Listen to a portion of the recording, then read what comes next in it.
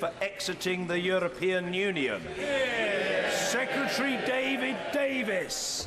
With permission, Mr. Speaker, I will now make a statement on the Government's response to today's judgment by the Supreme Court. This Government is determined to deliver on the decision taken by the people of the United Kingdom in the referendum granted to them by this House to leave the European Union. So we will move swiftly to do just that. I can announce today that we will shortly introduce legislation allowing the Government to move ahead with invoking Article 50, which starts the formal process of withdrawing from the European Union. Now, we received the lengthy 96-page judgment just a few hours ago, and Government lawyers are assessing it carefully. But this will be a straightforward bill. It's not about whether or not the UK should leave the European Union. That decision has already been made by the people of the United Kingdom.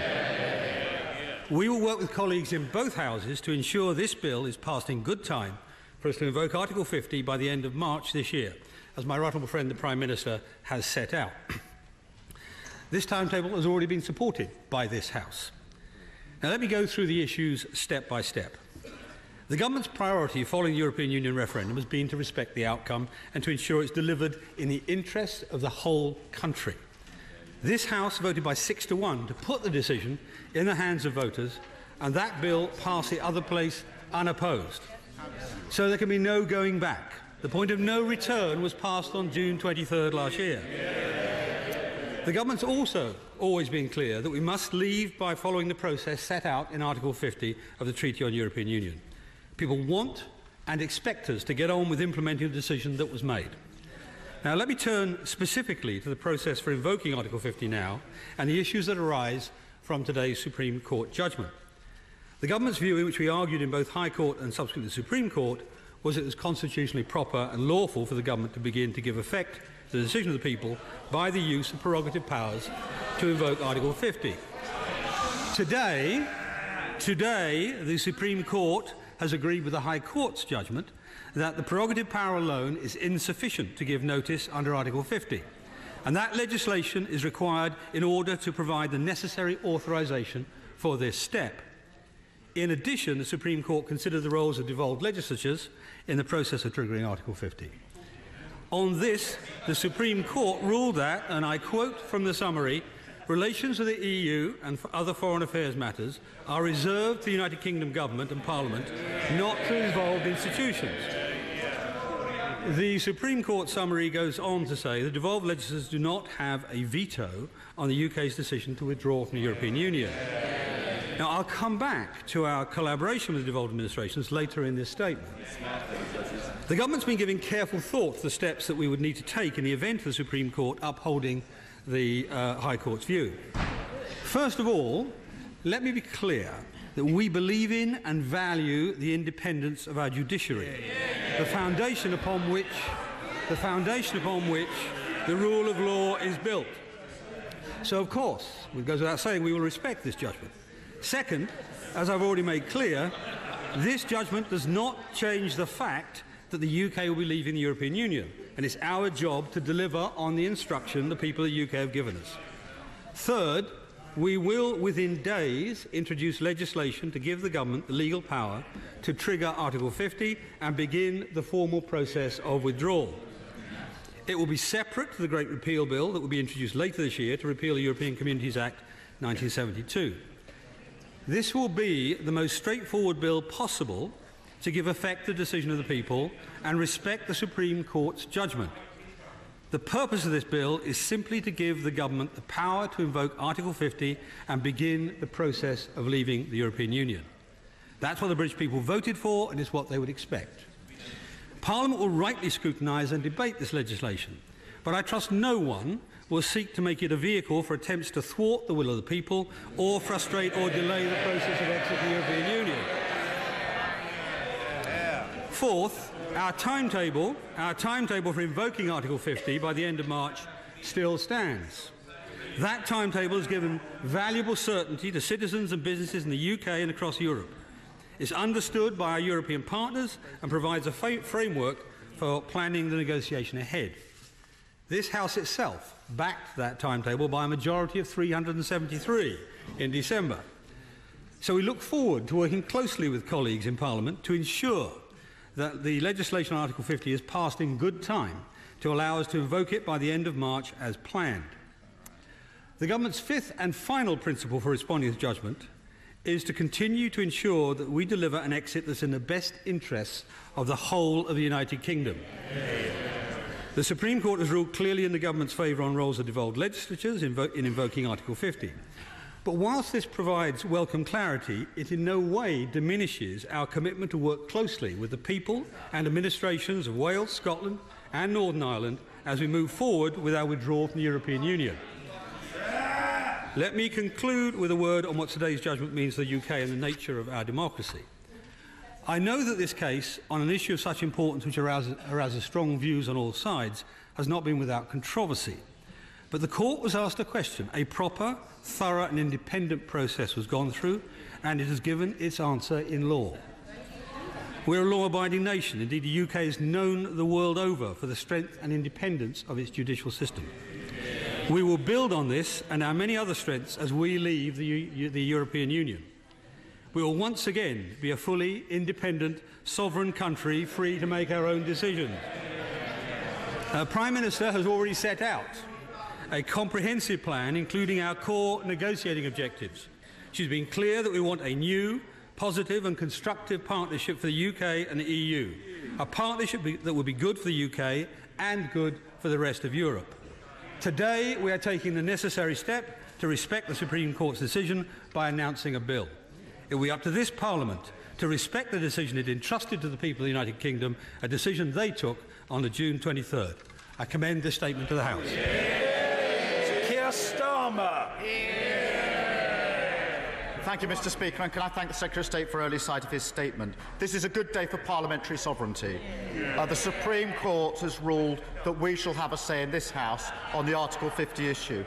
Given the issues involved, that is quite right, and the Prime Minister was wrong to have attempted to sideline Parliament in this process.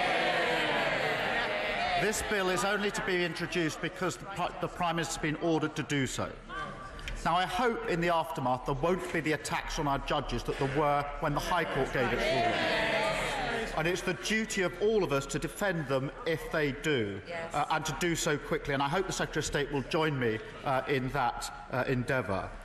The question now moves on to the proper role of Parliament, and the Supreme Court said nothing about the particular form of legislation.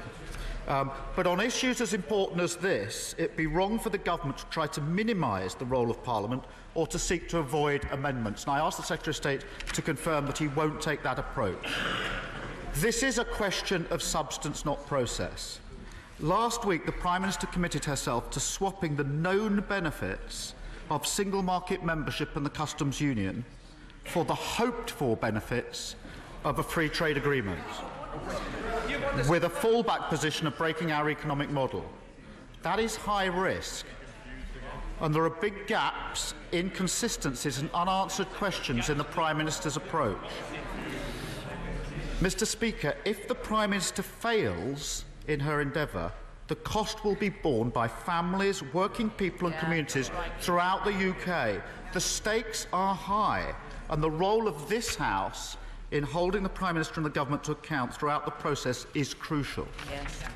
Labour accepts and respects the referendum result and will not frustrate the process. But we will be seeking to lay amendments to ensure proper scrutiny and accountability throughout the process.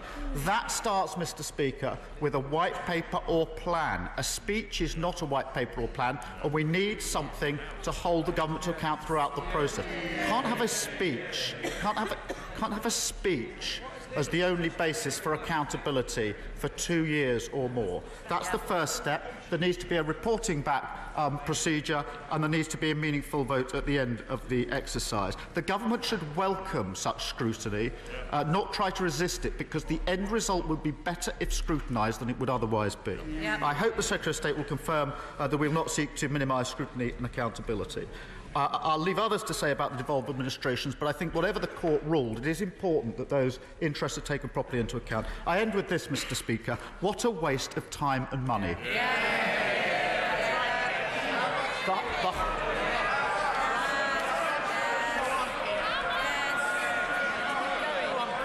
The High Court decision was 82 days ago. The Prime Minister could have accepted then to introduce a bill. We could have debated the issues, and I'd like the Secretary of State to lay out what the cost to the taxpayer have been of this appeal. Thank you, Secretary of State. Thank you, Mr. Speaker. Let me say this to the honourable gentleman. The Prime Minister was not aiming to sideline democracy. She was aiming. She was.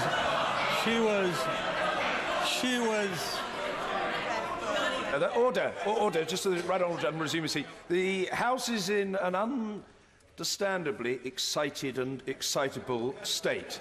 But what I just want to say to colleagues is that they don't have to look into the crystal ball when they can read the book. Members should know by now that I always want to facilitate the fullest possible questioning and scrutiny, and it's right that that should happen. But it's also right that when the Secretary of State is responding to questions, he's given a fair and courteous hearing. Secretary of State. She was aiming to carry out the will of the people, 17.4 million of them in the national interest. That was what the Prime Minister is doing. Now, if I may just pick up on the point that the honourable gentleman quite properly raised, the issue of our judges. I think I mentioned at length 3 times in my statement that this is a nation of the rule of law, a nation in which the independence of the judiciary is important, and it's something which is watched in this country by other countries as an example to themselves. So, and of all the people he could criticise that, I don't think I'm at the front of the issue. Now, similarly on the question of going the process through Parliament, there's been an interesting sort of litany through this whole process in the last 6-7 months. Every single time I get up and I say that I will give the House as much information as possible, subject to not undermining the national interest, not undermining our negotiating position. And that is what we have done, and it's what we will continue to do, not just through this bill, but also through the Great Repeal Bill, subsequent primary legislation, subsequent secondary legislation, and the final vote at the end, which we have promised. He talked about membership of the single market, putting to one side, of course, that to have membership of the single market, you have to give up control of your own borders, control of your own laws, control of the rules, all of which, of course, the Labour Party is singularly incapable of even making a decision on, let alone coming up with a policy on. And he talks about a plan. I mean, the Prime Minister last week gave a 6,500 word, closely argued speech, which has been recognised on all sides of this country and all around Europe as an epitome of clarity, of very clear objectives, very clear aims, very clear ambitions for this country. So I don't take that point at all. Now, on the point more generally of scrutiny, we have now had I think 5 statements, 10 debates, some 30 different select committee inquiries. I hardly think in 6 months that is an absence of scrutiny of a central government policy. And on his, I mean, I have to say, I was a little, I mean, the honourable gentleman doesn't often surprise me.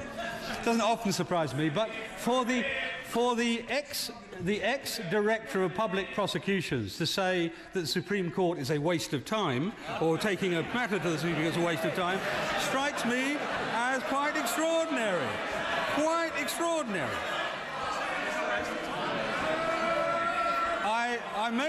I made this point a number of times in the last few months.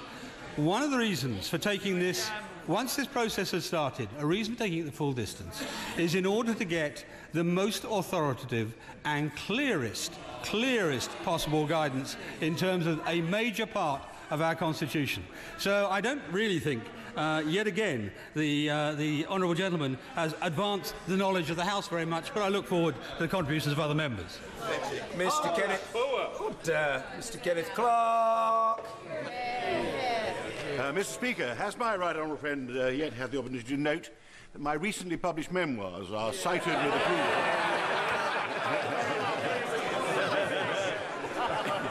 They're cited with approval in paragraph 195 of the judgment. And does he share my surprise that that is a minority dissenting judgment? Whereas I say, more seriously, does my right honourable friend accept that parliamentary sovereignty has always meant that governments of the day pursue broad policy objectives in the national interest and quite willingly submit them to the judgment of the House, both debates and to votes, and they only proceed with broad policy objectives when they have the support of a majority in the House of Commons. So would he give me the government's assurance that this bill will be drafted on the basis that it improves the opportunities for the government to give or withhold its consent to major policy objectives? And will it pursue that approach in future years? Because surely having one vote right at the end of the process, where the House will be told it either takes the deal the government's got or goes into the alternative chaos of having no agreements with the EU or anybody else, is not a very good substitute for the normal tradition of Parliament consenting to the policy aims of the government of the day. My right honourable friend and I have been skirmishing over this issue, I think for some 30 years, and always with good humour. And I will hope to respond to him in the same vein today. Let me just take this characterisation. He repeated it on television earlier. Let's take this characterisation of what the government is proposing. As I said, we've already had 10 debates and vast numbers of other arguments. But in terms of what's going to happen going forward, one, we're going to have a bill to authorise the triggering of Article 50. Then we're going to have a great repeal bill, which is going to go through the entire corpus of European law as it applies to the United Kingdom. And that will go on, I should think, for a considerable amount of time. We're then going to have primary legislation on major policy changes that are coming, all again in front of the House, and secondary legislation, again in front of the House, both houses. And at the end of it, not just one vote, but at the end of it we're going to have the vote which eventually decides whether the House supports the policy that we are proposing or not. And let me make it plain. That policy will be aimed solely at advancing the interest of the United Kingdom, giving the best possible negotiated outcome that we can achieve, having taken on board the informing debate of this House of Commons over the entire 2 years in the run-up to it. Stephen Gethins. Thank you, Mr. Speaker. Firstly, can I welcome the judgment in anything which strengthens parliamentary scrutiny over this process? There was a time when the Secretary of State himself was a great champion of parliamentary scrutiny back in the dim and distant past. And I'm sure that deep down inside he will be welcoming this judgment as well. And I'm wondering why they fear parliamentary scrutiny. Is it because they might be found out? Is it because we'll find out that the Emperor in these circumstances has no clothes? Because they talk of democracy. And as a gentle reminder in terms of democracy, let me remind the Secretary of State of this. That when it comes to Scotland, the Conservatives got their worst result in the general election since 1865. You have one MP. Furthermore, what we are told today is that this is a political decision. And as a political decision over the role of the devolved administrations, I hope that this Parliament and this Government will continue to not legislate on areas that are a responsibility of the Scottish Parliament without its consent. And actually, the judgment today, Mr. Speaker, said that this should enhance devolution. If that is the case, will the Secretary of State tell us today that no powers will be returned from the Scottish Parliament to Westminster during the course of this process? And will he seek consent from the Scottish Parliament before legislating on areas over which it has responsibility? Thank you, Mr. Speaker. Again, I'm surprised at the honourable gentleman. I would have thought that of all people, the Scottish Nationalist Party would give great importance to the electoral results in the Scottish Parliament, in which the Conservative Party came second this time under the inestimable Ruth Davison. Now, but to the main point of his question. I want to make 2 points to it. Firstly, the process that we have gone through with all the devolved administrations, the joint ministerial process, has been going on now for some months in monthly meetings. At the very last one, we had a presentation from Mike Russell, the Scottish Government Minister, on the whole question of the Scottish Government's proposals, some of which we disagree with, some of which we agree with absolutely, for example, the protection of employment law, and some of which we will be debating in the coming weeks and months, most particularly to the point he raised, the question of devolution and devolved powers. Now, he knows I'm a devolutionist, and I can say to him firmly, that there will be no powers existing in the devolved administrations that are going to come back, but there will be powers that will come from the European Union, which we have to decide where they most properly land, whether it's Westminster, Holyrood, or whatever. And the real issue there is the practical interests of all of the nations of the United Kingdom. So, for example, preserving the single market of the United Kingdom. For example, preserving the ability of the United Kingdom to do international deals. There are a whole series of areas which are just as important to the ordinary Scot as they are to the ordinary English, Welsh or Northern Irish citizen. And that's what we will protect. Mr. Ian Duncan Smith. Mr. Speaker, can I say to my right honourable friend, that the very fact that this was a split judgment shows that the Prime Minister, our right honourable friend, the Prime Minister, was absolutely right to take this case all the way to get a full decision. And can I ask him to resist our right honourable and learned and much respected friend in not overcomplicating this? After all, the question here is, should the government trigger Article 50? So may I urge him, when he brings this in front of us, to keep it short, to keep it simple, and most of all, keep it swift. Well, we'll keep it straightforward, is what we'll certainly do. He's right.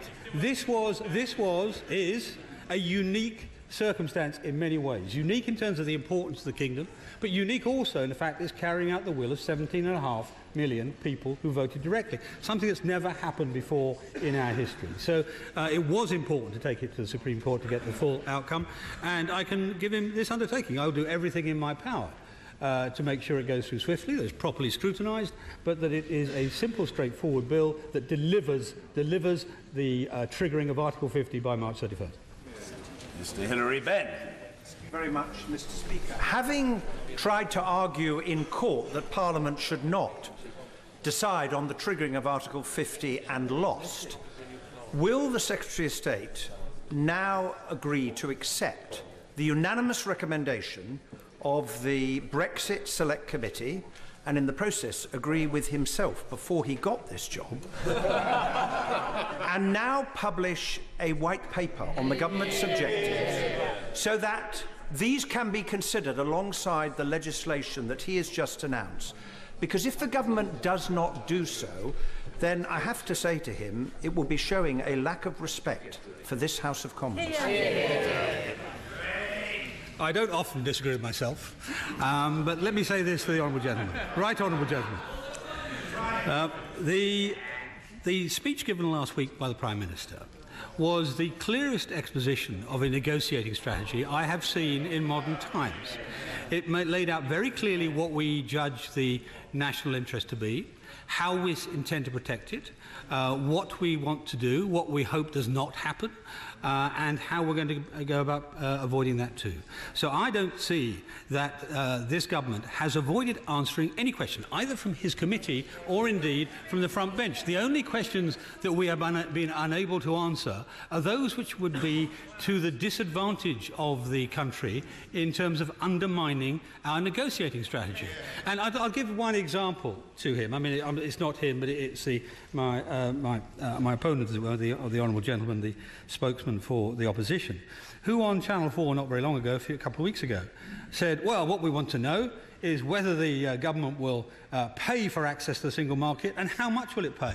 Well, if anything would undermine a negotiating position, that would.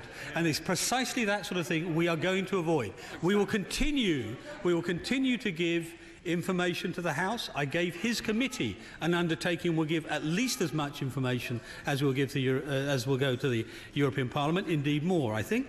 And we will continue to keep the House informed throughout the entire process, which is not going to be over in a few weeks. It's going to last 2 years, and the House will be as well informed on this as it's been on anything of such importance. Sir William Cash. Mr. Speaker, the Supreme Court this morning ruled that the form of the bill, and I quote, is entirely a matter for Parliament.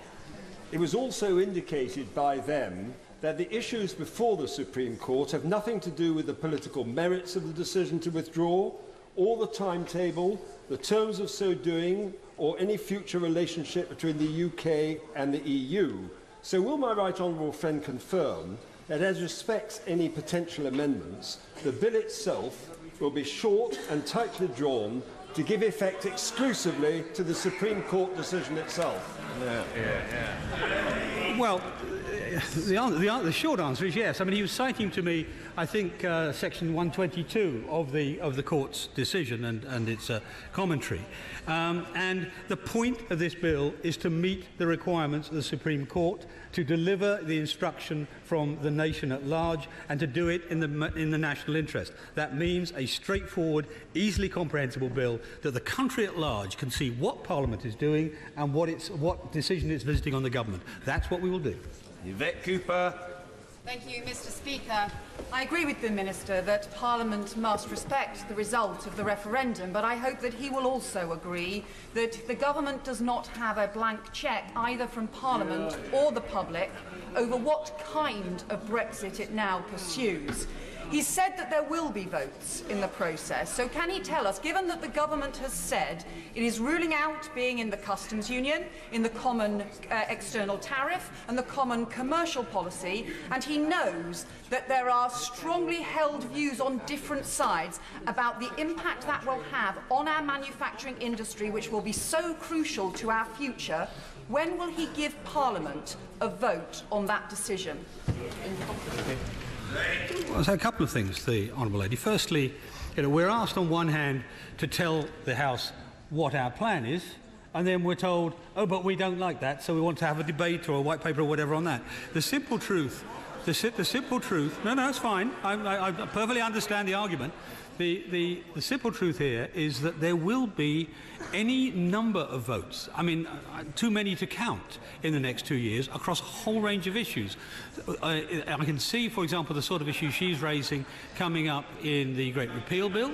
I can see it coming up in subsequent primary legislation, maybe even in subsequent major secondary legislation as well. So I'm quite sure there will be votes on that subject area, a number of them, in the next 2 years. John Redwood.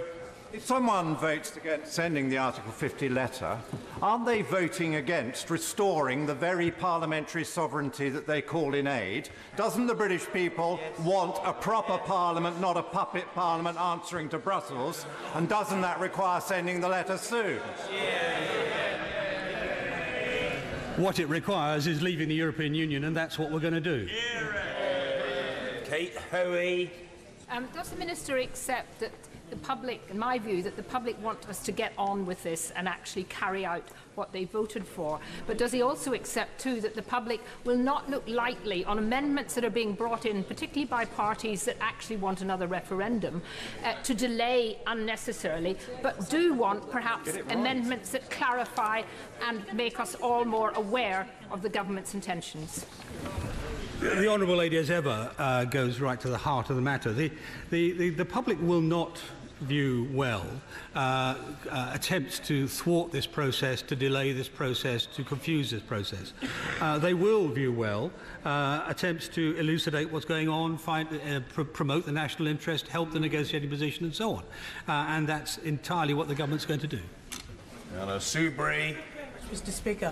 Mr. Speaker, there is a genuine desire, I believe, for people to come together to support the government, to build a consensus to get the best deal possible. The reality is, Mr. Speaker, we've abandoned the single market, We've abandoned the free movement of people without any debate, never mind a vote, in this place. And on that basis, somebody just said we've had a referendum. There was one question on the paper, leave or remain. And we are leaving the European Union. That is accepted.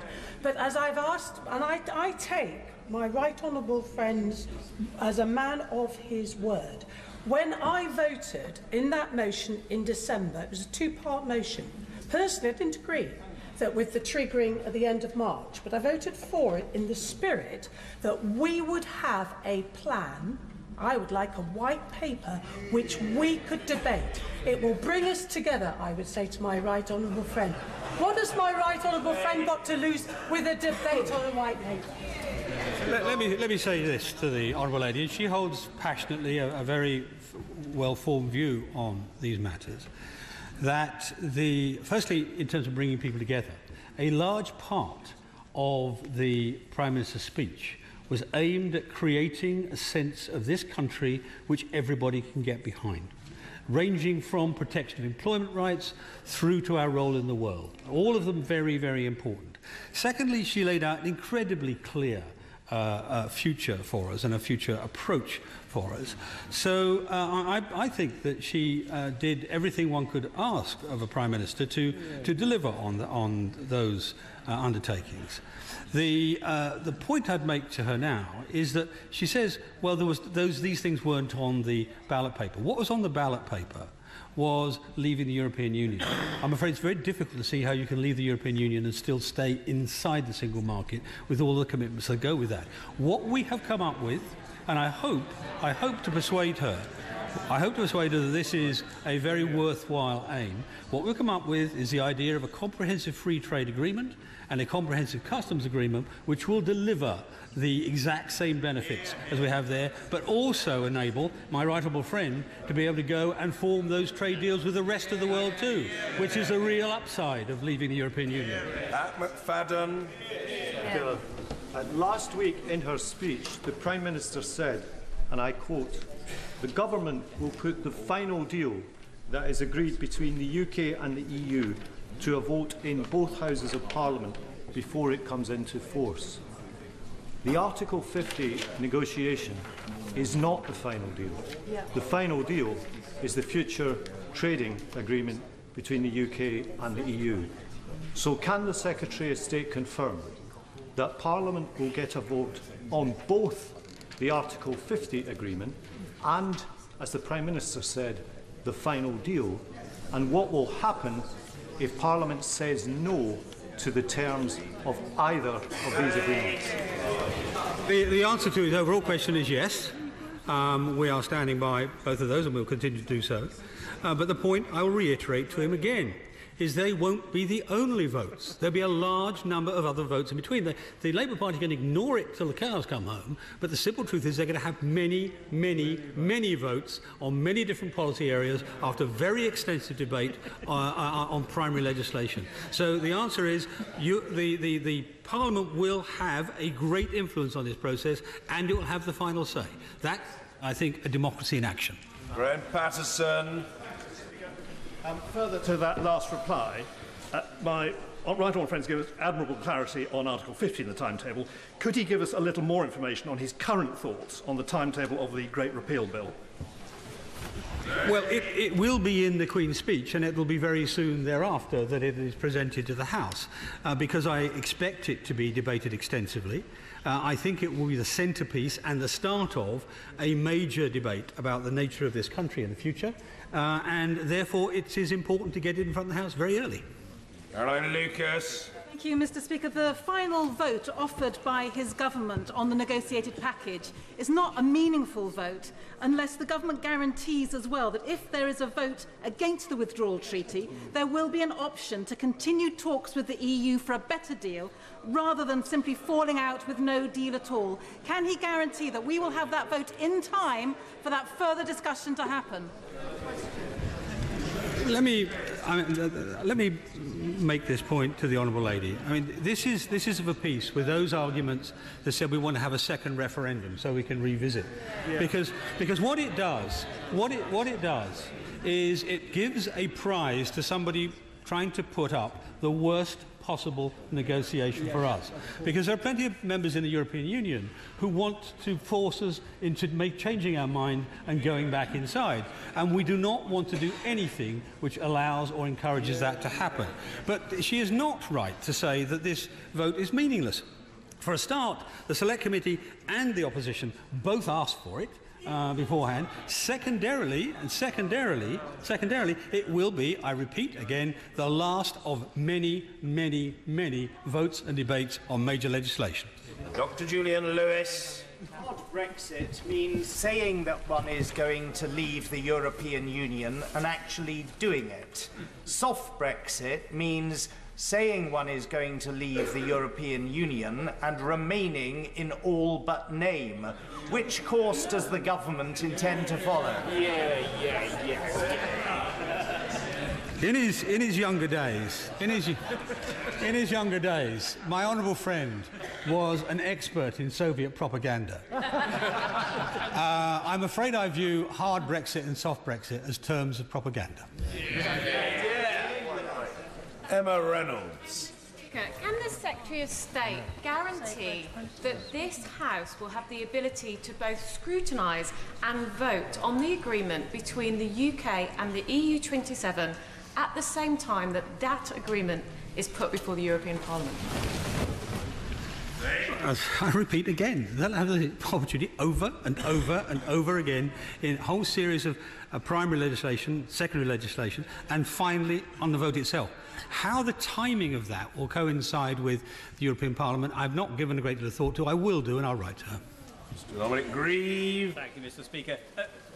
My right honourable friend will be aware that in the course of the court case, great stress was laid by the government on the irrevocability, in its opinion, of Article 50. Accepted by the court. And in those circumstances, I'm sure my right honourable friend can understand that the problem facing the House is that in triggering Article 50, that irrevocability has to be matched against the excellent words of my right honourable friend, the Prime Minister, setting out a plan which envisages a future relationship with the European Union from outside of it.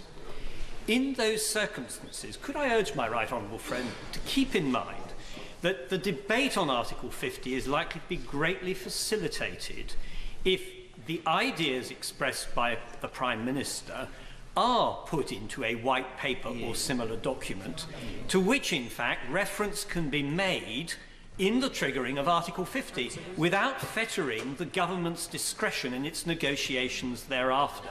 Because ultimately, he may agree with me, this comes down to an issue of trust. And if the government can build that trust, it will greatly facilitate its task, and if I may say so, those such as myself who wish to help the government in what it is trying to achieve. My right honourable friend, my old friend, tempts me down a route, but I'm just going to answer him in these terms. In the case, the argument put by the government did not depend upon the irrevocability or otherwise of the legal issue in front of us. It depended on the fact that we view the irrevocable moment as being June the 23rd last year, and that it's not actually in the gift of the government to change its mind. So we've already passed the point of no return. In terms of information, I have said over and over again, I will provide what information I can, as much information as I can, without undermining our negotiating position. And I'll continue to do so through the Article 50 process and beyond. Gisela Stewart. We all know that negotiations are two-way processes, and we accept that our European partners may not be able to agree on anything until the German and French elections are out of the way. However, in the meantime, there's a logic to why Article 50 should be triggered by the end of March. It has to do with a two-year process, so that by the time we've got the next European elections, we will have completed that process. And it's therefore important not just to remind colleagues in this House, but probably colleagues in the other House, that there's a logic to an end of March date. The Honourable Lady, as ever, again gets the point of the matter. There are many reasons for the triggering by the end of March. The rather obvious ones, that the public want us to get on with it, and that includes Remainers as well as Leavers in terms of the old vote. There are practical reasons of business uncertainty. The longer we spin this out, the more difficult it is both for businesses and workers about their own future. But she's also right that it fits very neatly. It's a sort of sweet spot, I guess, in terms of delivering an outcome which is in our interests in the European timetables. Both in there are 15. The House should understand there are roughly 15 elections between now and the end of the process, and then there is the European parliamentary election at the end, which, if we get too close to it, could compromise the vote at the end. So there are a whole series of reasons why the end of March is incredibly important. It is not an arbitrary date. It's a date designed to uphold the strength of the negotiations. So she's right on the nail. Mr. Alistair Burt. Mr. Speaker, as one who campaigned to remain in the European Union, can I say I welcome the decision of the court today, which gives me the opportunity to show that I accept the result of the referendum. I will vote for the bill triggering Article 50. Absolutely. Could I also say, at the risk of repetition, that it would help still further the authority of the House and the authority with which the Prime Minister goes into the negotiations if he would indeed take on board the unanimous view of the Select Committee and the view expressed by the Chairman of the Select Committee and others, that the way in which the Prime Minister set out with the clarity of her expression about the plan is only enhanced, and the work of the House, which is endorsed by the Supreme Court judgment, is equally enhanced by the publication of that and the opportunity to debate and cover a number of things which the bill cannot itself cover. Well said.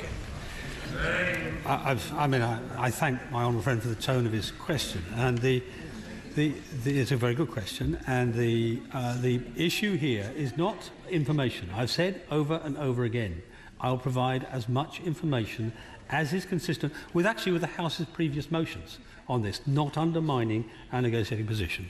And that's what we will do. We will provide as much information as possible, but bear in mind, the Article 50 bill is going to be presented quite quickly to the House, so we don't have a great deal of time either.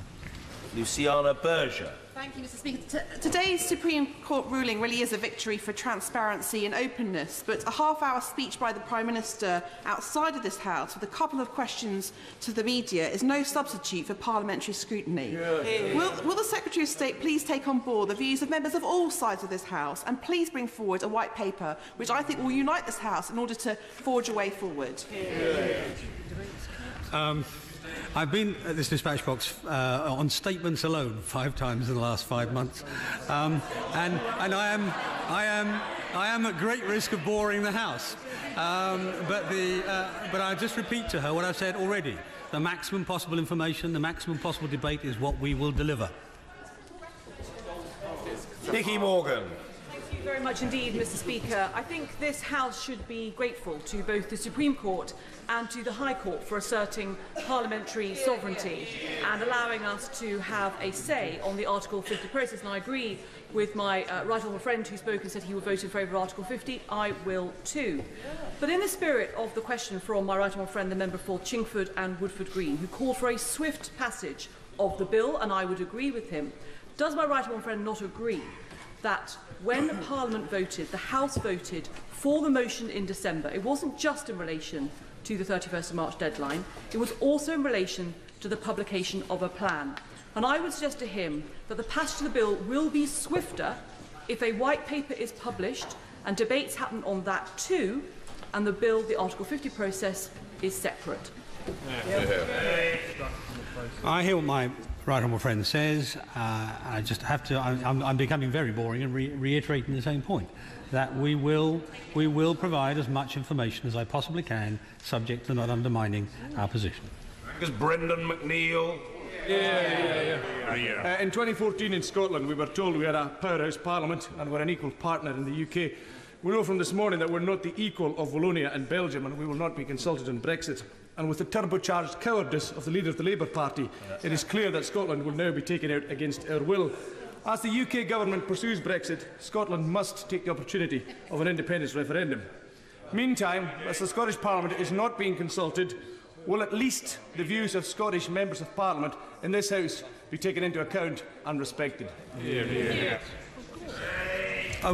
My answer to the honourable gentleman, another old friend of mine, is of course. I mean, I have spent a very great deal of time also speaking directly to the Scottish Government, and while we're at it, the Welsh Government and the Northern Irish Executive too. And I consider it incredibly important that in this process we protect the interests of the people he represents, the interests of the people of Scotland in this negotiation. Mr. Crispin Blunt. I welcome the Secretary of State's commitment to be giving as much information as he can to the House and its committees. In that instance, could he explain why the government isn't providing any evidence to the Foreign Affairs Committee's inquiry into the practical consequences of leaving the European Union after 2 years with no agreement in place, an outcome that is a distinct possibility and one over which the government cannot command the outcome? And surely it would be best for the country and every single company in the land that would be affected by this to understand the consequences as clearly as possible so they can plan for it. As I said, we'll provide as much information as we can. One of the things I would point out to him, however, is that this is a question of a negotiation, and we do not know where the end game will be. Even the rather stark example he cites might have aspects which are different. He's talking about, presumably, about the trade aspect. There's also justice and home affairs. There are just so many different things to assess. It would be nothing more, frankly, than exercising guesswork at this stage. Angela Eagle. Mr. Speaker, today the government has been humiliated in the Supreme Court. It has been taught a lesson about the real meaning of parliamentary sovereignty and taking back control. Will the Secretary of State now accept this verdict in the spirit as well as the letter of the ruling, and finally concede that this House needs votes along the way, not simply debates without votes, and proper parliamentary scrutiny, so together, working across this House, we can bring the country to the best possible deal in the interests of all of our areas up and down this country? I'll say two things. I mean, firstly, I really recommend she reads the judgment rather than trying to interpret her or put her own blush on it. Read the detail of it. It's a very good judgment. It's a very sound judgment, as indeed I said in my opening statement. And as for giving continuous votes and continuous information, I've been saying that all day today. Sir Edward Lee.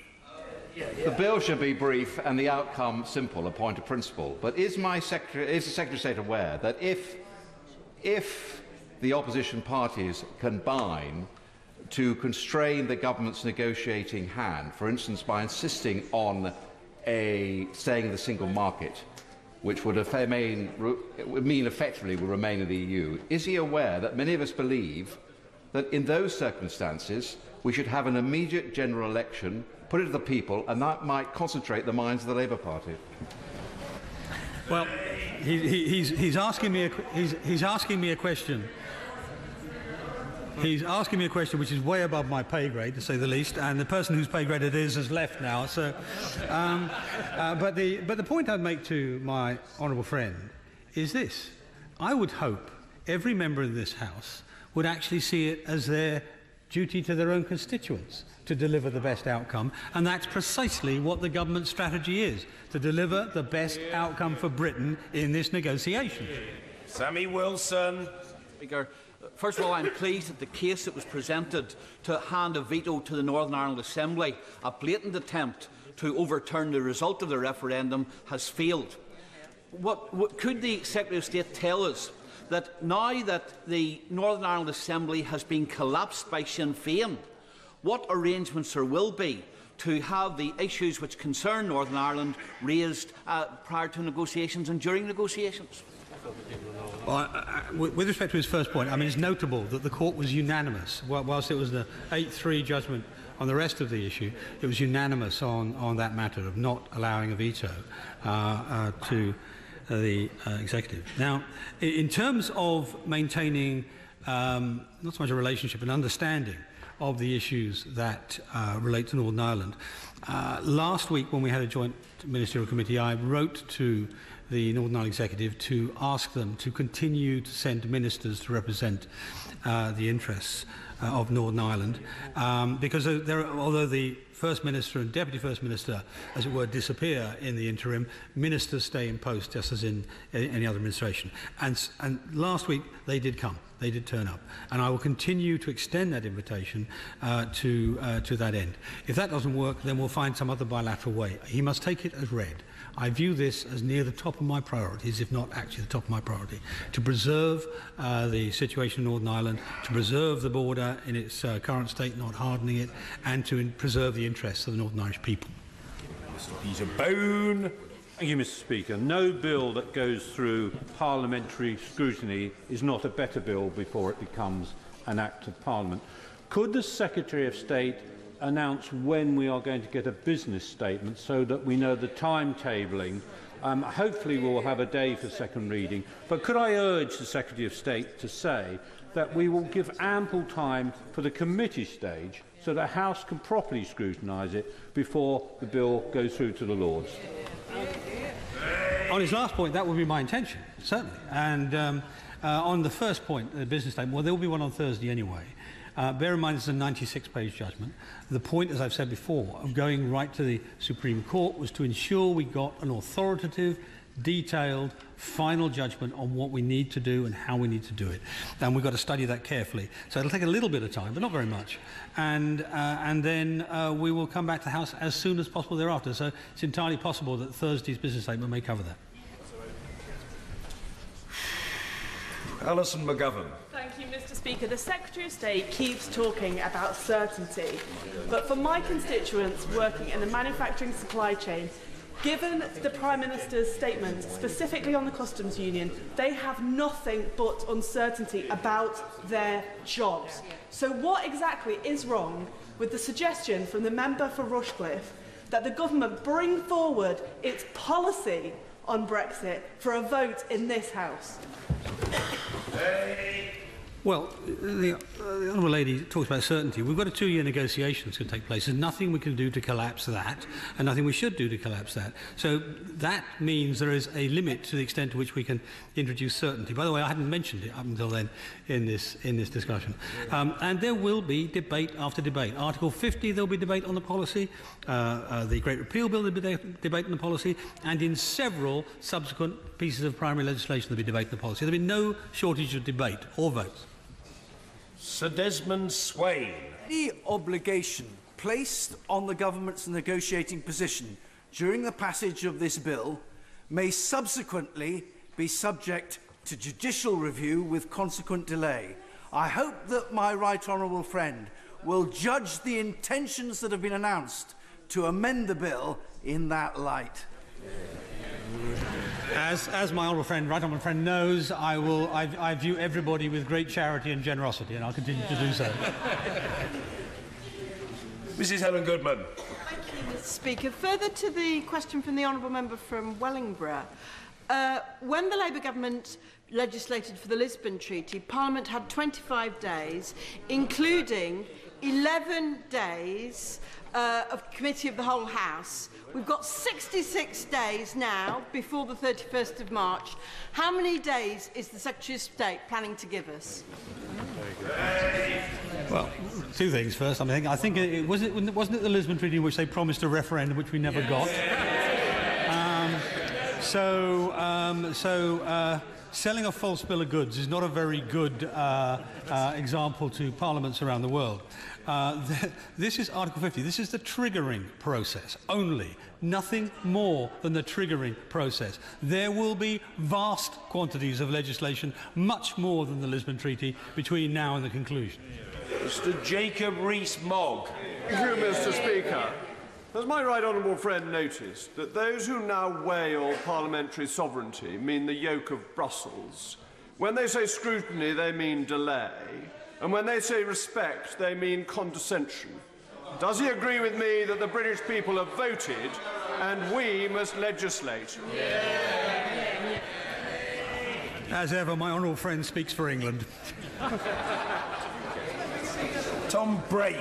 all trying to get the best deal for our constituents, and that's why the Liberal Democrats will seek to amend the Article 50 bill to give people their first say on the terms of the UK's future relationship with the European Union and government plans to crash out of the single market and the customs union, inflicting huge damage on families and businesses up and down the country.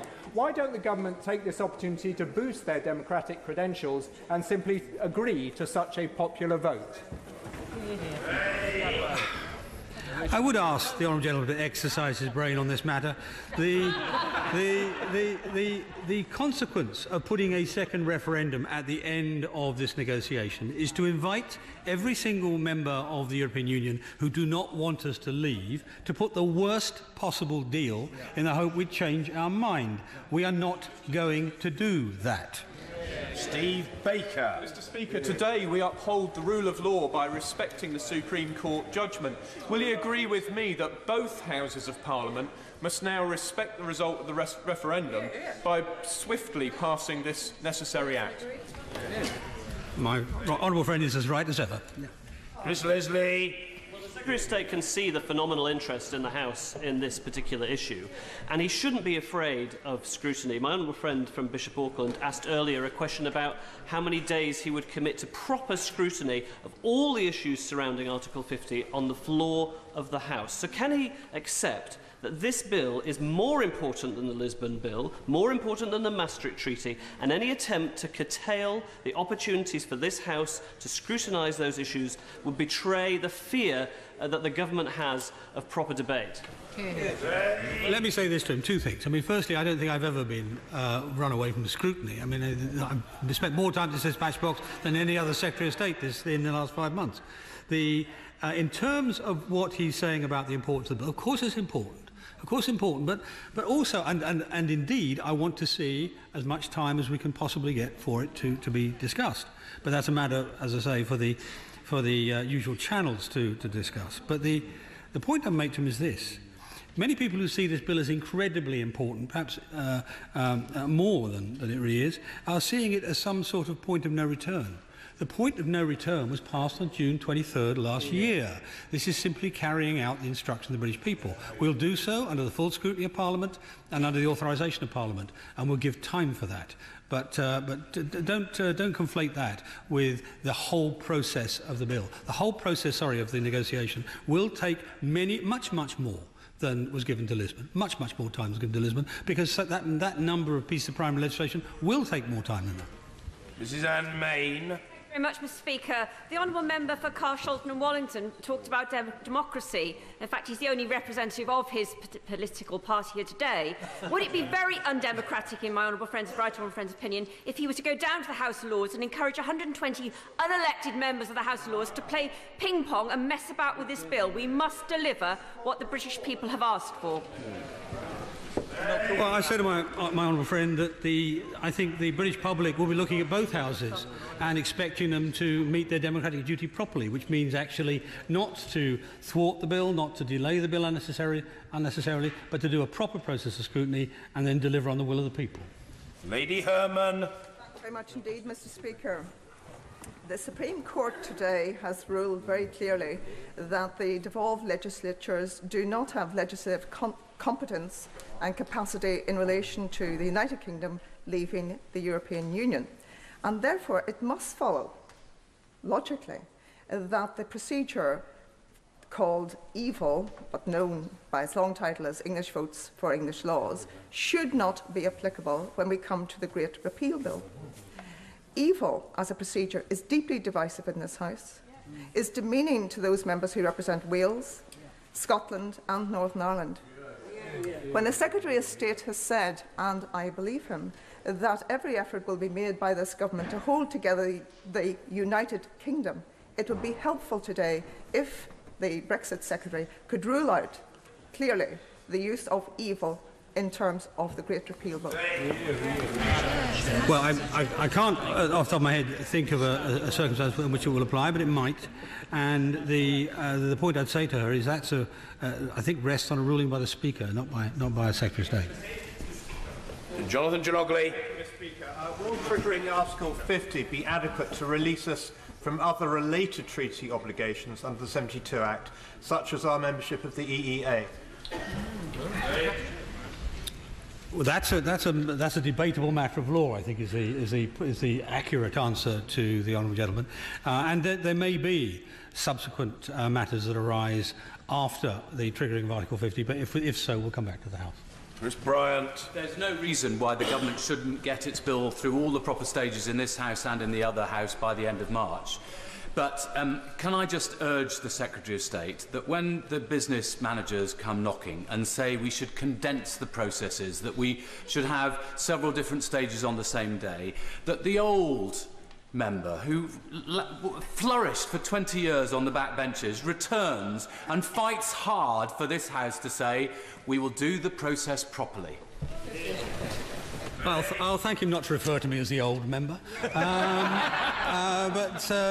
of course, I will ensure that we get proper scrutiny. I don't think the Right Honourable Gentleman's got another birthday until December. I think it's December the 23rd. You've got a long time to wait. Nothing to worry about. Victoria Atkins. Mr. Speaker, today British judges in the highest court in the land decided a point of historic constitutional importance, which was unprecedented in law.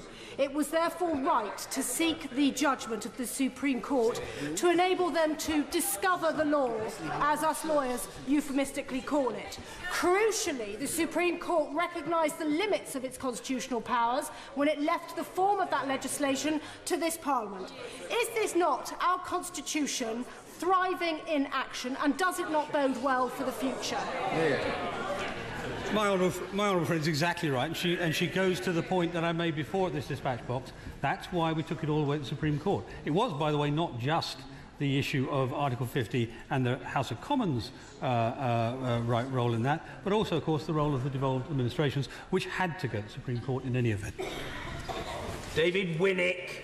Is the Minister aware that many of us warmly congratulate the judges, the Supreme Court and the High Court, for upholding parliamentary sovereignty, which the government to a large extent tried to bypass in triggering Article 50?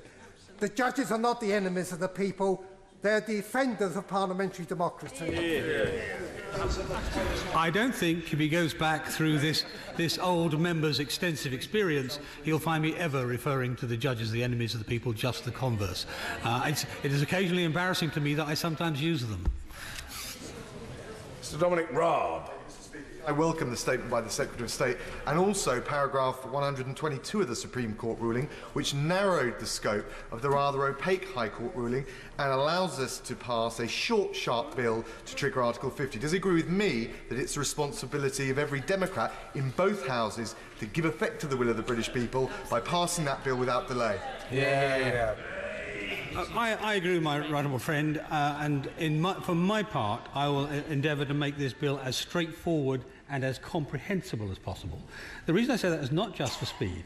It's also because the public will be watching us, and the public will want to know what it is we're voting on and to understand it, so nothing opaque. So we will aim to present a straightforward, simple bill, which we'll take through as fast as is consistent with proper scrutiny. Abardell. Mr. Speaker, paragraph 151 of the Supreme Court ruling says the Seoul Convention has an important role in facilitating harmonious relationships between the UK Parliament and the devolved legislatures. What will he do, therefore, to ensure there is a harmonious relationship? Does he agree with the ruling? And will he produce a white paper, as proposed by the SNP, and actually write something down, as he didn't do that ahead of the EU referendum? Yeah. Well, that section, if I remember correctly, ends with the phrase that nobody has a veto. No devolved administration has a veto. In terms of involving and looking after the interests, or trying to help assist the interests of the devolved administrations and the people they represent, we have got a whole process in place, a joint ministerial committee, which does nothing but consider these matters, consider the interests of the nations of the United Kingdom, and to ensure that none of their special interests, none of their special political situations, none of their special economic situations are harmed in any way. Mr. Christopher Jope. Mr. Speaker, there have been a couple of references to paragraph 122 of the Supreme Court judgment. It says there is no equivalence between the constitutional importance of a statute and its length or complexity. And the notice under Article 50 could be very short. Does my right honourable friend agree that that's a very important message for the members of the opposition? Yeah. I take my honourable friend's point, and I will seek for incisive brevity. Liz Kendall. The Prime Minister says that no deal is better than a bad deal, but ending up on WTO rules could be the worst possible deal, hitting businesses and families hard. So can I press the Secretary of State? Will there be a vote in this House at the end of the trade negotiations, not just the Article 50 process, but the trade negotiations, so that Parliament can decide what is in Britain's national economic interest? Well, apart from correcting us slightly, there won't be a simple trade negotiation. The European Union pretty much always insists on nothing is agreed until everything is agreed, so justice and home affairs and security matters and a whole series of other issues will be tied into it. But yes, there will be a vote at the end of it. We've already agreed that. This is Cheryl Murray. Thank you very much, Mr. Speaker. There's been a lot of talk of second referendums on Article 50 from some on the opposite side of the House. Will my honourable friend please reassure my constituents, the majority of who voted to leave, that he will categorically rule out any second referendum? Well, yes is the answer. I'm afraid I take the view that somehow the British people didn't know what they were doing first time round, so they've got to get a chance to get the answer right. It is patronising, bluntly, and undemocratic, and improper. So, and rightly held by one of the smallest parties in this House. The answer is I will not, under any circumstances, be supporting a second referendum. Hal Williams. Mr. Speaker, the Welsh Labour Government and Plaid Cymru as the official opposition have in good faith come together to establish our Brexit aims, which they published yesterday as a white paper. Why will he not do likewise? Well, I spoke to Carwyn Jones yesterday about that. I haven't actually had the chance to read it in detail yet. I know the headlines, and he took me through them. And it struck me as a very constructive submission to the process, and we will be debating it at the next joint ministerial committee. William Ragg. Joy shall be in heaven over one sinner that repenteth. Will my right honourable friend join with me in sharing my delight that those who were previously happy for sovereignty to be dispatched to Brussels now believe in the sovereignty of the United Kingdom Parliament? Apart from the fact I would warn him to be wary of biblical quotations. The last time I used one, it was about "Get thee behind me, Satan." It rode with me for several weeks thereafter. But he's right. He's right. You know, this is a massive exercise in democracy, and we will make it so. Paul Flynn. The Supreme Court's judgment is welcome in establishing that the will of this House is superior, is sovereign to the royal prerogative, but is unwelcome in seeking to take back from Wales, Scotland and Northern Ireland powers that have been devolved to them. Can we promise that the special needs of Wales, who will be hit more severely by withdrawal from the single market than England will, and we'll have not just a red, white and blue Brexit, it's a red, white and green Brexit that meets the will and needs of Wales? Well, I'll say two things. I mean, firstly, I think he misreads the judgment. It doesn't talk about taking back powers from the devolved administrations at all, as far as I can see. As I answered to the Plaid Cymru member, the interests of the people of Wales have been put together, or the Welsh government's view of them have been put together in a paper which has been submitted to the Joint Ministerial Committee and will be debated at the next meeting of the European negotiating arm of that committee. Shailesh Vara. Mr. Speaker, the Supreme Court judgment was decisive in its reference and the position of the devolved assemblies. Given that is the case, would my right honourable friend agree with me that now is the time for the stateswomen and statesmen of the devolved assemblies to respect the decision of the Supreme Court and to work constructively with the government for the greater good of the United Kingdom, of which they are very much a part. I could not have put it better myself. Oriana Piero. Thank you, Mr. Speaker. I will vote to trigger Article 50, but I also have a duty to scrutinise the government deal to ensure it does not make my constituents poorer. I also think my constituents, as taxpayers, have a right to know how much the Supreme Court appeal costs them. Would you tell us? On the latter point, I don't have that number in my mind, but I can. Well, I don't. I mean, I've been studying the agreement today, not the agreement, the judgment. But I'll give it. I'll send it. I'll provide it to you as soon as I can. I mean, that'll be quickly. Can I just say this, however, about the spending of money on a Supreme Court judgment? I'm quite sure it will be expensive at one level. I'm sure it will be, because lawyers are expensive, as the spokesman will tell you.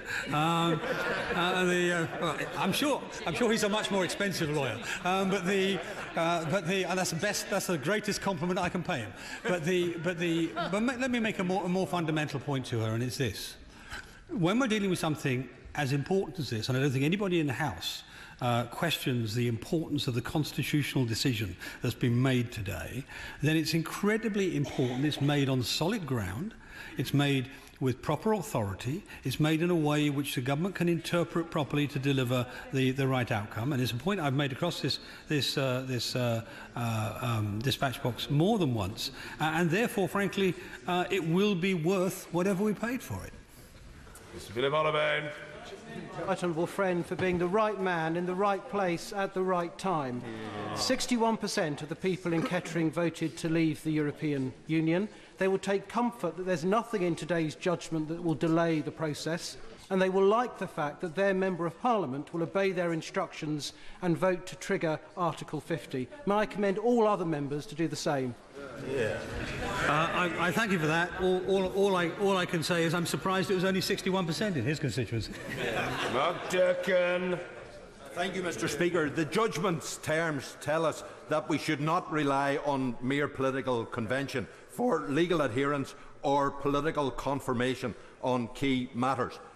That being so, Sewell will be meaningless in the context of the Great Repeal Bill, but also does the Secretary of State recognise that the key constitutional precept of the Good Friday Agreement in terms of the principle of consent and the democratic potential for a united Ireland is something that is going to have to be explicitly included in any new UK-EU treaty if those provisions, that those issues are a matter for the people of Ireland without external impediment, are to be fully reflected and the terms of the Supreme Court judgment today properly reflected.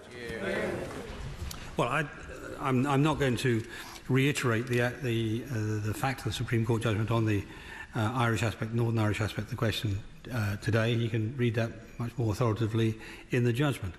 I've said to him before in this House, and I'll reiterate it to him again, there's more than one guarantee on this. The British government is determined to preserve the peace settlement and all that underpins it.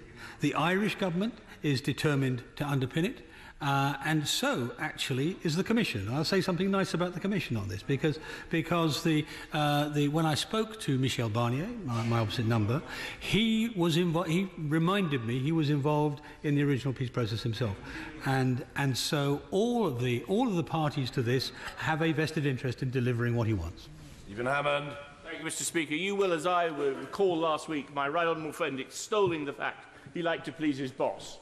And he was also saying earlier what a wonderful speech he made last week. Can I say to him, he could unify the whole side of the House by publishing a white paper based on our honourable friends, our boss's excellent speech, and I'm sure that would make him even more popular with our boss. I thought actually I was really rather restrained given she was sitting there today. I could have been thoroughly oleaginous, but I wasn't prompted by the Honourable Lady from Roxton this time. You see, who gave me the line last time about Her Majesty, I think it was. Nearly said yes, absolutely.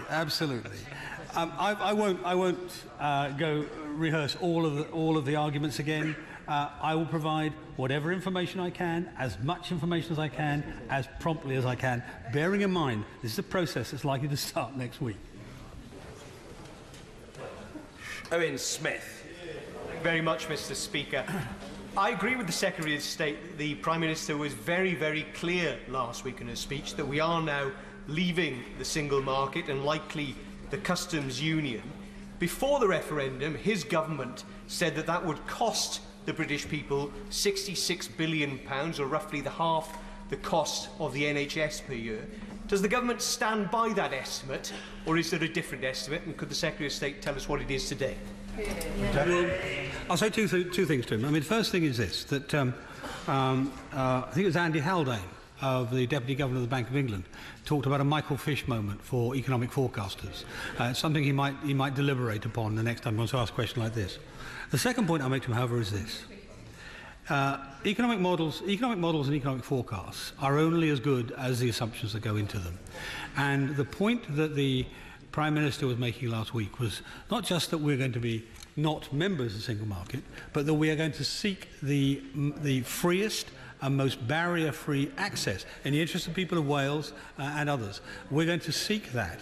But the negotiation is not complete yet, but we're going to seek that. That's our aim, and if we succeed, it will be hugely valuable for the people of Wales. Ms Davis. Thank you, Mr. Speaker. The EU referendum saw a 72% turnout for a clear vote for leaving the European Union, showing a strongly held will by the British people. Does my right honourable friend agree with me that the Liberal Democrat call for a second referendum, I think one honourable member turned up today and now not here, shows that they don't care about the public view unless they get their way? Well, I'm tempted, looking across the chamber, to say what Liberal Democrat, but then, as she said, there was only one here at the most, which shows just how seriously they take this incredibly important issue. I think the public at large will take a view of the Liberal Democrats on this, which is that they're trying to use this for their own political purposes, not for the national interest. Heidi Alexander. Mr. Speaker, there have been a lot of questions, understandably, today about process, but there is also an emerging Brexit reality in the country for which this government is responsible. 1,000 jobs going from London to Paris with HSBC, Toyota, Lloyds of London, UBS and Nissan all reviewing their operations. Exactly how many jobs is the government prepared to lose to other European countries whilst we negotiate our exit from the EU? Well, I could stand here for about 10 minutes saying things like Apple, Google, Microsoft, all those companies who've decided, McDonald's, companies decide to be here. I'll say this to her. We have pretty much the highest employment and the lowest unemployment for a considerable time, completely contrary to the pessimistic predictions of many people after the Brexit result. And I'm afraid if you want to look at a demonstration of how badly wrong the establishment of Britain got this, just look at those numbers. David Rutley. Exiting the EU is uncharted territory. There will be, naturally, uncertainties and challenges along the way. Will my right honourable friend tell the House what steps he's taking and the government's taking to communicate with British businesses to ensure that we can build confidence and foster economic growth in the months ahead? To be frank, I mean, I can send in the numbers, but they're beyond counting now. I mean, the number of meetings we've had with manufacturing, aviation, tourism, finance, banking, insurance, and so on, and so on, and so on. My ministers, but not just ministers in my department, ministers all across government are talking to their own client industries, as it were, to ensure that they know what their concerns are, they know what the opportunities are, and they know what policy measures we have to take to maximise the opportunities and mitigate any concerns. And I think what we're beginning to see, it took a few months, but what we're beginning to see is a change in mood to see the opportunity rather than the concern. And that's an incredibly important change in mood in our country. Gapes. Secretary of State has twice said that the point of no return was on June the 23rd. He's ruled out a white paper, he's ruled out a vote on a plan. Does he agree that neither the words customs union nor single market were on the ballot paper? And if this House decides that it does not wish to proceed at some point with the process after Article 50 has been triggered, do we then leave automatically, or is it reversible? Let me say firstly to him about what was not on the ballot paper. Listening to people say this is rather like saying, you said you're going to sell the car, you didn't tell me you're going to sell the engine and the tyres as well. I mean, these components, these elements of the common external tariff barrier, the common commercial policy, the rule of the European Court of Justice, all these things are components of the European Union, which the public voted to leave. So that's the first thing I'd say to him. Beyond that, he also misquotes me. He misquotes me in terms of of what I've said already about votes and debates. There will be any number of votes and debates in the coming 2 years, many of them about the issues he talks about. Mr. Robert Jenrick.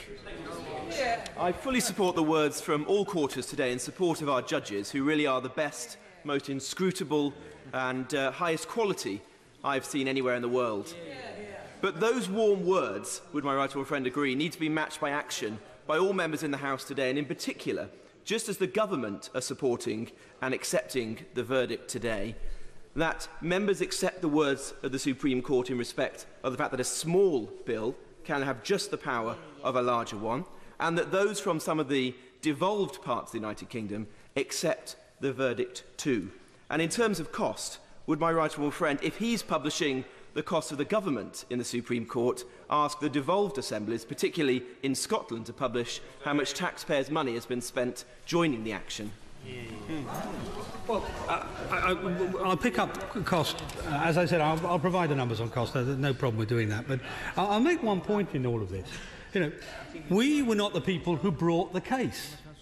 We were not the people who brought the case. So, the cost of this is a direct outcome of that. Now, I am not one of those. I am not one of those sort of animal noises from the other side, notwithstanding. I am not one of those who criticise the people who brought the case. I think they brought a very important constitutional case, which is why I said whatever it cost, it was worth doing. But do not say to the government, why did you defend the case? Why did you carry the case? Because a massively important constitutional issue was at stake. And my honourable friend is right. We should all take it very seriously and take it as the status of our law today and obey it accordingly. Pete Wishart. Mr. Speaker, we're supposed to have the most powerful devolved parliament in the world. Scotland Acts have told us now that it's permanent. Scotland Acts have also told us that the Sewell Convention is embedded into law. We now know, of course, that these Scotland Acts are barely worth the vellum they're written on. Now, the Secretary of State is saying he is listening to Scotland. That's great. He said that several times today. But when is he going to do something? When is he going to act? Because if he doesn't accept the very reasonable proposals we put to him, the Scottish people are going to ask very quickly, what is the point of being here at all? The first thing I'd say to him is, if I remember it correctly, the Supreme Court's comments on the Sewell Convention were really that it wasn't for the judges to decide. But the point I will also make to him is this: I listened last week at great length to the Scottish Government Minister present the arguments in their paper. And as I said earlier to one of his colleagues, there are bits of it we disagree with. There are bits of it that we absolutely agree with. I mean, the most obvious one from my point of view is the protection of employment law, which I take very, very seriously indeed, and we're absolutely on the same place on that. And I talked through with him, and others in the committee talked through with him, the issue of devolution.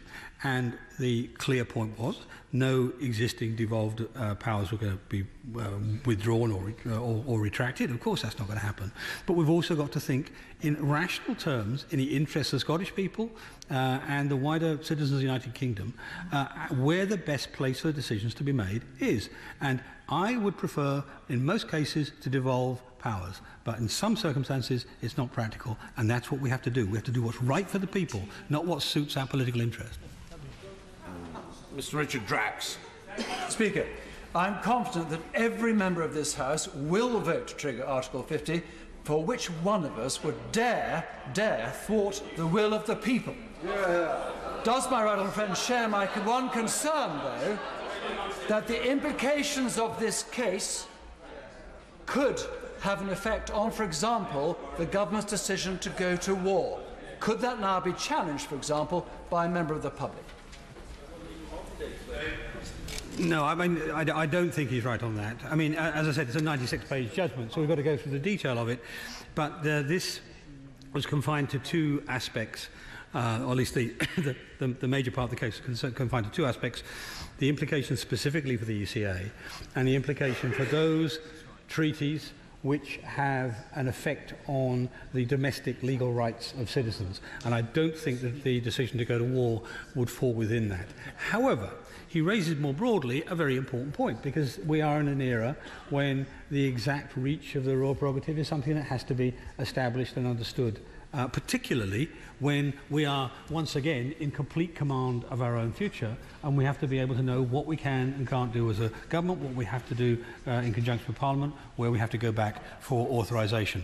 And that's one of the reasons we're taking a good deal of time to read this judgment. Diana Johnson. Thank you, Mr. Speaker. The Secretary of State has mentioned a few times about this being a massive exercise in democracy. And I just wanted to put to him that a very useful tool in a participatory democracy is issuing white papers. And I really do not understand why the Secretary of State has set his face so against doing that when we're about to make the most important decision of many, many generations and trigger Article 50. One of the things that was said by, unfortunately not here, the Chairman of the Select Committee is not here now, one thing that was said by the Chairman of the Select Committee was that they wanted the plan as quickly as possible before the middle of February. I actually said to the Select Committee it would be very difficult to turn out a sort of white paper, full white paper before then.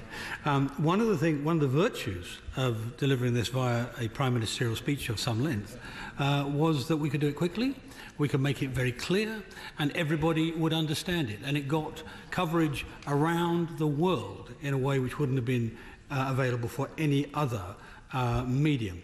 Now, but the point that matters here, and people remind me and sometimes tease me, of course, about my history as an activist for parliamentary rights. And the important part to remember about all of that is that we're only here because we represent our constituents. We represent people's interest. And what I have done, or tried to do so far, is to provide as much, I keep reiterating the phrase, I'm afraid, as much information as possible. Now let's just take the plan with respect to what was asked by the Labour front bench and by the Select Committee. They asked, what are we going to do about the single market? Hopefully that's now plain. Asked what we do about the customs union. Hopefully that's now plain. What we're going to do about justice and home affairs. Hopefully that's now plain. What role does it see for Britain in the world? Hopefully that's now plain. Now, of course, what we can't do is say what the outcome of the negotiation will be. We can't give that level of certainty, but we can certainly give a level of certainty, and as we have and as we will, as to what the aims and strategic objectives are, and we've done that. Ben Howlett. Thank you, Mr. Speaker. I also welcome today's judgment by the Supreme Court, and also would like to lend my support to the Supreme Court judges, and I hope we don't see any repeat of the bile that was directed towards the High Court judges last year in the papers tomorrow. But while I welcome the Prime Minister's speech last week focusing on a comprehensive free trade agreement, I have received thousands of emails and correspondence from my constituents, all wanting to have their say on this issue. After all, 70% of them voted to remain inside the European Union. Does my right honourable friend therefore agree, as other colleagues have said, and without wishing to make him repeat himself again, that the best way to do this and to make sure that my constituents' views are heard are via the use of a white paper? Well, I'm afraid he's failed in not making me repeat myself. Plainly, what the House has determined that I would fail in, what is it, just a minute, or whatever the quiz is where you're not allowed to repeat yourself. I'd fail miserably. I reiterate, it's the facts that matter. It's the plan that matters. It's answering Parliament's questions that matter. We've done all of those things. We'll continue. I will continue to provide whatever information I can without compromising our negotiating position, and I'll do that. Danny Kinahan. More than your own view. I thank the Secretary of State for his answer to the Honourable Member for East Antrim, where he said he's written to the Northern Ireland Executive. But would he recognise that the Northern Ireland Executive has collapsed after just 8 months and may not have the confidence of the people of Northern Ireland? And in fact, that they had no joint plan.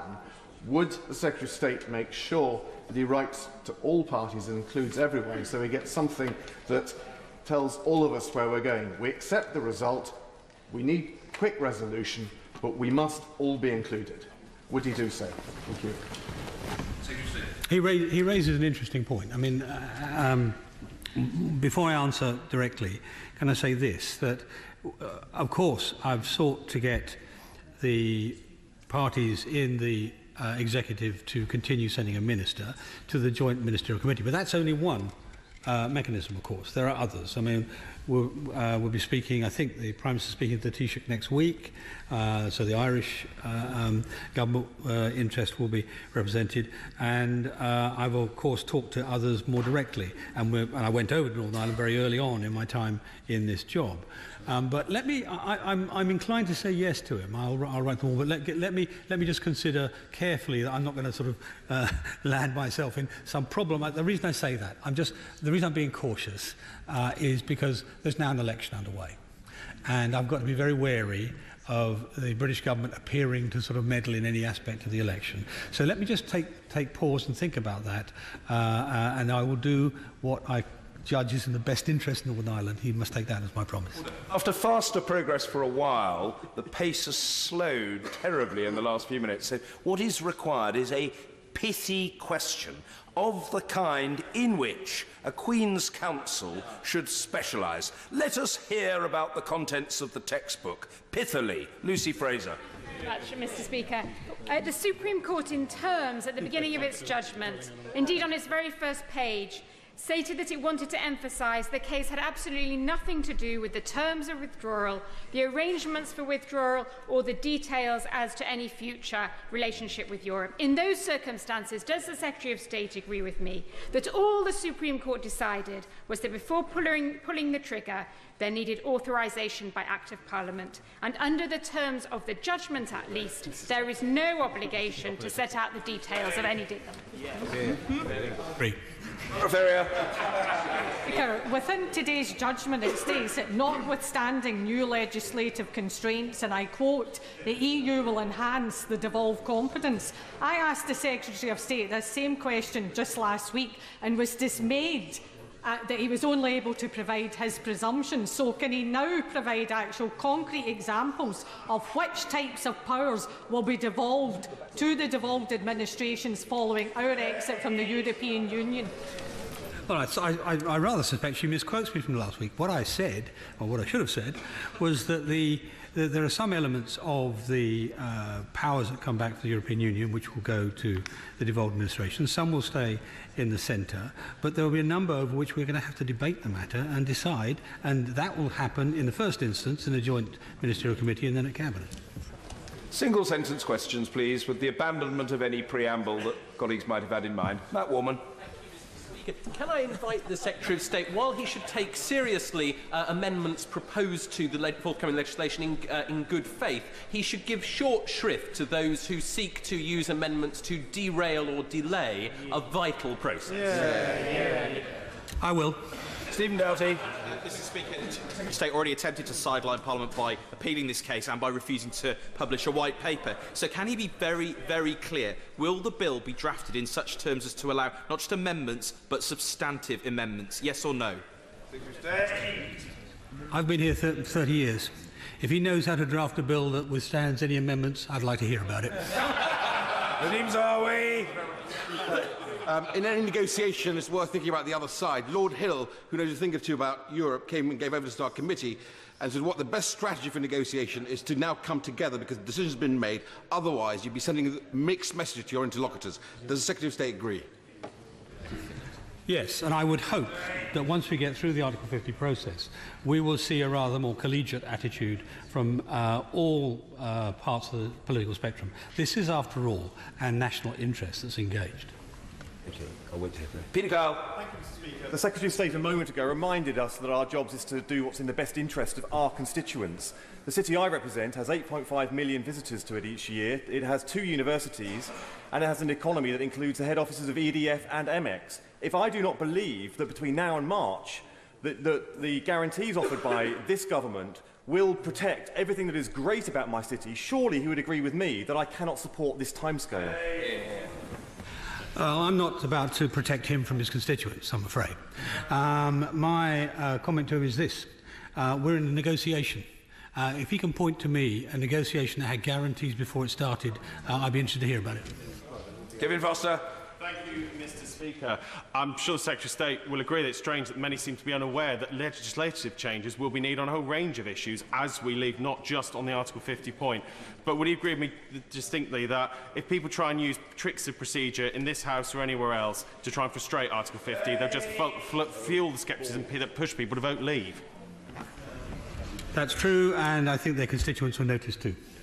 Now, somebody who's been waiting a long time must have been able to work out how to do it in a short sentence. Neil Gray, let's hear it. Thank you, Mr. Speaker. Given a legislative consent motion is apparently now a political decision and there is no impediment for the government to bring one, can he advise the House if the government had a legislative consent contingency in place before the Supreme Court ruling, and why on earth would he rule out bringing one now?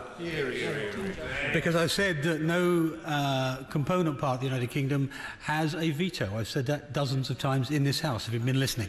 That's all. Speaker, can my right honourable friend reassure my Bury North constituents, a majority of whom will voted to leave, that he will allow nothing to get in the way of ensuring that the bill that he has announced will be passed as quickly as possible? Yes. Ian Blackford, a sentence. Thank you, Mr. Speaker. The Secretary of State said in his statement that this government is determined to deliver on a decision taken by the people of the United Kingdom. But of course, in Scotland, the country that those of us in these benches represent, voted to remain within the United Kingdom, and the Scottish Government has been empowered by the Parliament to make sure that we remain within the single market. Why is he acting against the best interests of the Scottish people? And will he not understand if he refuses to accept our will, then our only ultimate... Too long, too loud. We don't want to hear it. Enough. Secretary of State. Number one, I don't necessarily think the interests of the Scottish National Party are the same as those of the Scottish people. Number two, as I remember, the Scottish nation voted to stay inside the United Kingdom, that United Kingdom which voted to leave the European Union.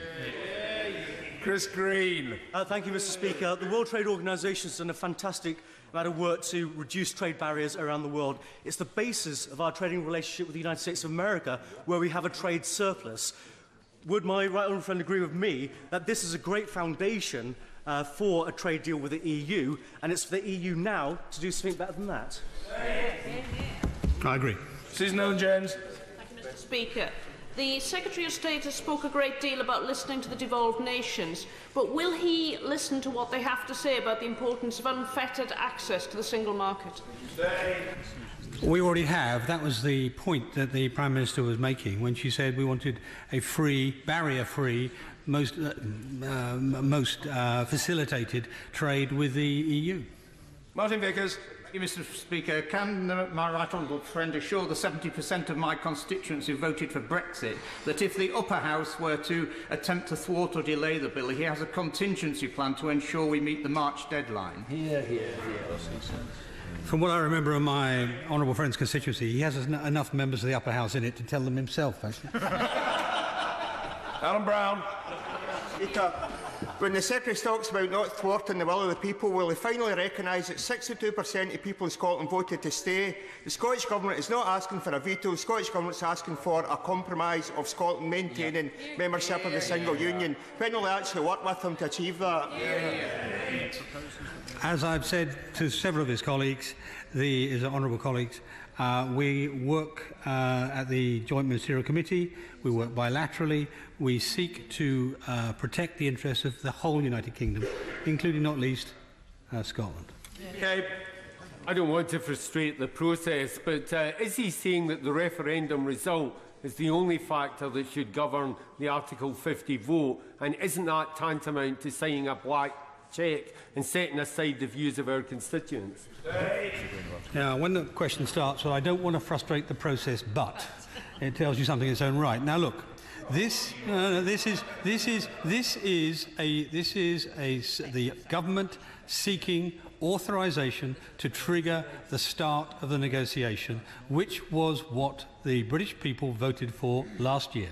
End of story. That's why. It's not the only issue, but it is the most important issue. Ronnie Cowan. His judgment rode roughshod through the Sewell Convention, so can the Minister assure me that he will seek meaningful discussions with the Scottish Government, discussions that respect and reflect the desire of the Scottish electorate to remain in the EU? Well, I think the Scottish Government was represented, or its case was represented to the Supreme Court, and I'm unlike the Honourable Gentleman. I don't pick and choose which bits I like or don't like. I go along with the Supreme Court because it's the highest court in our land, and we have to obey it. Greenwood. Mr. Speaker, the country voted to leave, but my constituents did not vote for a cut in their living standards. There are genuine and serious concerns about the impact on our economy, on manufacturing, on higher education and research if the UK left the EU without a deal and fell back on WTO rules. What assessment has he made of the risks of leaving with no deal in place? And will he publish that assessment so it can be subject to proper scrutiny? Number one, there were a great number of forecasts of how terrible things would be if the people voted Brexit. They were all undilutedly wrong. Every single one was wrong. And our strategy, our strategic aim, is to get a comprehensive free trade agreement. Not to fail to do so, but to get one. And that's what will protect her constituents if she's willing to pay attention to it. Ritchie. Speaker, the Secretary of State refers to the fact that he wants to preserve the interests of the people of Northern Ireland and that he understands the peace settlement. Currently, we are in an election process which will be quickly followed by negotiations, of which Brexit will form an important part.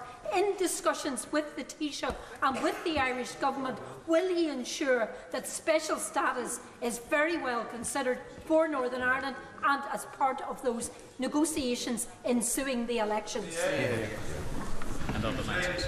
There are a whole series of special circumstances that apply. I mean, when I first went to visit Northern Ireland since I've been in this post, the sorts of things that came up were the importance of the border, were the things like the single energy market, a whole series of things like that, and we'll continue to pay attention to them. Now, if you'll forgive me, I'm going to be very careful about answering questions because of the ongoing election. But I think she should take it as read. We take this very, very seriously indeed. Peter Grant. Thank you, Mr. Speaker. The Secretary of State for Scotland, who is no longer in his place, has told this House on at least 5 occasions that the Sewell Convention was being placed on a statutory footing by the Scotland Act. The Supreme Court today has said it's not. Which of these two contradictory judgments currently holds the confidence of Her Majesty's Government? No, it's not a contradictory judgment. This is a reserved matter. Dr. Lisa Cameron. Thank you, Mr. Speaker. Surely the ruling confirms that Brexit means Brexit has been totally inadequate as any explanation to Parliament or its people. The devil is often in the detail, particularly the Tory detail. Surely that detail should be given in the form of a white paper. She's not the first person to ask, obviously, but perhaps in one of the more partisan requests for a white paper. Look, the issue here is the strategic aims are very clear. And those strategic aims are designed to protect the interests of the people she represents. Grady. Speaker, I noticed that the judgment was issued during the court's Hillary term, and I hope someone's going to explain exactly what that means for the Trump administration. I wonder if you could tell us why it's right that unelected peers will now have more of a say over the Article 50 process than elected members of the devolved institutions. Thank you. I'm trying to think what the significance of Hillary term is, except in the context of the chairman of the Select Committee on Brexit. I'm afraid I frankly didn't hear half of his question, so I'm going to have to write to him on that. Yeah? Sorry? I couldn't hear that either. I'll answer later. Mr Speaker, there are rules in place that ensure that Parliament can scrutinise legislation as it passes through this House. Will the Secretary of State commit today to ensuring that those rules stay in place and that there are 2 clear weekends between first and second reading? Hear, hear. That's a matter for the usual channels, not for me. Stephen Patterson. Thank you, Mr Speaker. The Scottish Government has published a detailed set of proposals on maximising a relationship ongoing with the European Union. So does the Secretary of State recognise that refusing to publish a white paper is tantamount to political cowardice? I really don't think so. I've never been accused of cowardice before, so I'm not quite sure how to respond, but the answer is no. Tommy Shepherd. Mr Speaker, I'm becoming increasingly concerned at the way in which supporters of the government's view are trying to delegitimise the opinions of others by suggesting that their intention is to thwart the decision to leave the European Union. So can I ask him to confirm to this House that, having read the Scottish Government's position, that there is no part of that document which suggests that either Scotland or indeed any other part of the United Kingdom should do anything other than leave the European Union? I have been very careful in the period since I received that document not to criticise it publicly, because I wanted to have that debate. I was chairing the Joint Ministerial Committee, so I didn't want to, as it were, colour the chairing of the debate. Let me say this to him. I mean, I said before, if you put it in 3 categories, there are bits which I didn't think would work, there are bits where we are subject to debate, particularly on the devolution issues, and there are bits where we're absolutely on the same page on matters like employment law. But there are elements of the paper which will have run into problems not just with the United Kingdom government but with other members of the European Union. It was criticised by the Spanish Europe Minister, and it was criticised implicitly by senior Norwegians on the EFTA front. So I don't think that you can hold it up as some sort of ideal model of a perfect outcome. Order. I'm grateful to the Secretary of State, to the opposition spokespersons and to all 84 backbench members who took part in this important series.